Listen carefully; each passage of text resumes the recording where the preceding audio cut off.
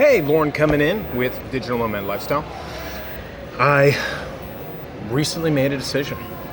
This morning, I sent an email to the leasing office at my apartment. And I told them that I wanted to terminate my lease with them. So, why am I terminating my lease? Because I'm going to switch over to traveling full time, at least probably for the next 6 months. That's what I'm like. Maybe I'll change my mind in 6 months. Maybe I'll change my mind next month. I'm thinking that'll happen, but you never know. But I feel pretty confident that at least until June, July, I will be traveling around. Currently coming in Cape Town, South Africa, at a pretty sweet spot, VA food market. Have some plans to travel to a couple other places, Uganda, Ethiopia, Egypt, and then I'd like to jump into France for a bit. So, what made me make this choice? I say the biggest thing, if I were to outline it, isn't really a logical reason. It's more an emotional pull.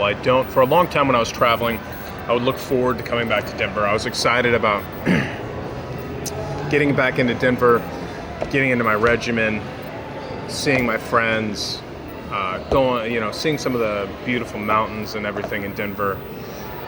And over time, there's just been less and less of that. My last couple trips, it's been kind of the opposite. It's really been almost like a little agonizing to think about going back to Denver. It's like, oh God, I'm just not. Yeah, I've lost a lot of that emotional pull to bring myself back there. And so, why? Why did I lose some of that emotional pull? I got a couple different thoughts. Number one is that I'm fortunate enough, I'm at the point now where about 90% of my clients are totally cool with me traveling as much as I want. So I'm not worried about losing money. Another one is fast Wi-Fi. I'm fortunate enough that I figured out a pretty kick-ass way to get fast Wi-Fi pretty much anywhere, right? You can't guarantee it, but I've gotten pretty much fast Wi-Fi anywhere I've wanted to. I have a guide on that. Go to my website, on my blog, how to get fast Wi-Fi anywhere. The other one is just staying connected into places. I've gotten a lot better at staying at hostels and not isolating myself at places and working on like finding my community or tribe or what have you, or groups wherever I go. I've gotten better at that than I was before. For those people who follow me, you probably know about my time in Vietnam, and a big reason I stayed in Vietnam for a year, taught English. A big reason why I left Vietnam is because I was bad at finding a real like sort of community or tribe that I wanted to be part of. Well, it's a community tribe that understood me. It's too focused on learning Vietnamese, too focused on not being Western and only using chopsticks and not speaking English and blah blah blah. And so I ended up isolating myself, and I'm better at that now. I think I'm better at recognizing when I'm isolating myself and mitigating that.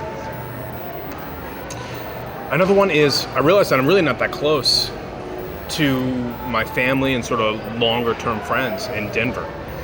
My sister recently moved down to Florida. My mom's not super keen on staying in Denver.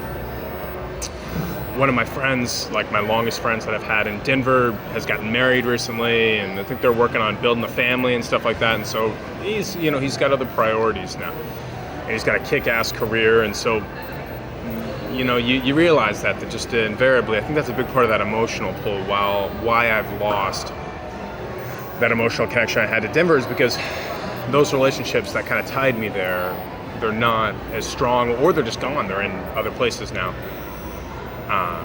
So that it doesn't pull me back there as much. I still have great friends in Denver, friends that I want to have for the rest of my life, friends that I definitely love and cherish, but it's not the same intensity that it used to be. The other ones is practicing foreign languages, to be totally honest with you. In Denver, it's difficult to find people to practice French and Mandarin Chinese with. It's a little bit easier in other places. Granted, I'm in South Africa now, it's a little bit tough for the French, but there are some Chinese speakers out here. And I'm planning, that's why I want to go to France. I may end up going Congo for a little bit, we'll see, just so I can speak some French. I want to do Côte d'Ivoire for a little bit, but anyway, it's a little bit easier moving around to find people to speak French with, speak foreign languages with. And then the last one is kind of the most ridiculous one, but one that's legitimate to me. And it's a real reason why I don't want to be in Denver, so I want to be honest, is the dating pool. Like, it's mostly white people in Denver, and I'm not physically attracted to white women, usually. So I don't have like a, fetish for Asian women or black women or Latin women or what's another group, Indian women or, some women from Papua New Guinea or some bullshit like that. I don't really like, I'm not that interested in dating white women. It's mostly white women in Denver. So it's definitely a part of it too. So hope that helps some inspiration for you guys as far as anybody thinking about like traveling full time, and maybe some of the considerations to have before switching over to traveling full time. So Lauren at Digital Nomad Lifestyle, official Digital Nomad Lifestyle on Instagram. I can't remember the tag on TikTok. I don't fucking do shit on there anyway, so it doesn't really matter. Digital Nomad Lifestyle on YouTube, and we have a Facebook group, and then digitalnomadlifestyle.com. All right, till next time.